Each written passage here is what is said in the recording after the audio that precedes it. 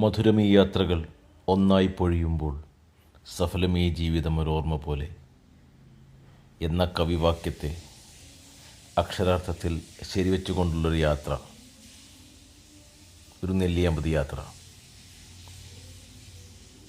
3 പതിറ്റാണ്ടുകൾക്ക് ശേഷവും സൗഹൃദം കാത്തുസൂക്ഷിക്കുന്ന ഒരു പിടി കൂട്ടുകാരുടെ യാത്രയാണിത്. അതിലെ നിമിഷങ്ങളാണിത്. തിരുവാലിയിൽ നിന്നും നെല്ലിയാമ്പതിയിലേക്കുള്ള ഈ യാത്ര ഏറനാടിൻ്റെയും വള്ളുവനാടിൻ്റെയും ഗ്രാമവീഥികളെ കീറിമുറിച്ചുകൊണ്ടുള്ള വീഥികളിലൂടെയായിരുന്നു.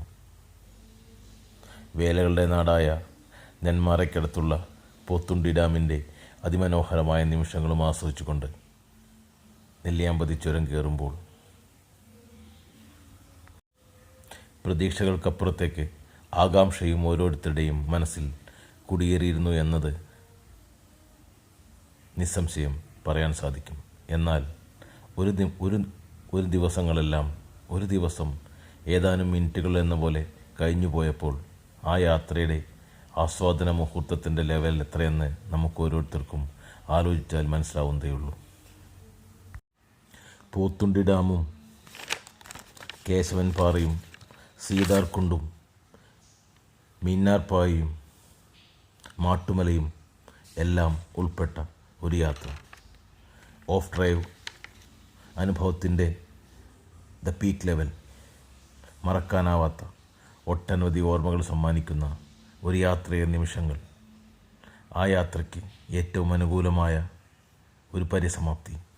മറക്കില്ല ഈ യാത്രകൾ ഒരിക്കലും. മറക്കാതിരിക്കട്ടെ ഈ യാത്ര, ഒരിക്കലും മറക്കാതിരിക്കട്ടെ ഈ യാത്ര.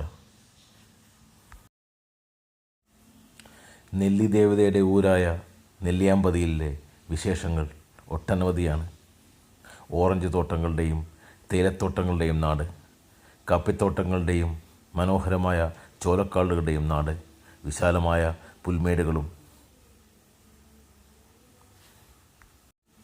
കിഴക്കാൻ തൂക്കായ പാറകളും വെള്ളച്ചാട്ടങ്ങളുമെല്ലാം ഉൾപ്പെട്ട അതിമനോഹരമായൊരു നാട്. ഭാരതപ്പുഴയുടെയും കാവേരി നദിയുടെയും എല്ലാം വൃഷ്ടിപ്രദേശം. തിരിച്ചു കിട്ടാത്ത ബാല്യകാലത്തിൻ്റെ ഓർമ്മകളും പേറിയുള്ള ഈ യാത്ര ഒരു പുതു ബാല്യകാലത്തിൻ്റെ ഓർമ്മകൾ സമ്മാനിക്കുന്നതാണെങ്കിൽ നാം എന്തിനു വേണ്ടെന്ന് വയ്ക്കണം? ആ ഓർമ്മകളിലേക്ക്, ആ ഓർമ്മകളും പേറി അടുത്ത യാത്രയ്ക്കായി കാത്തിരിക്കുന്നു ഓരോരുത്തരും.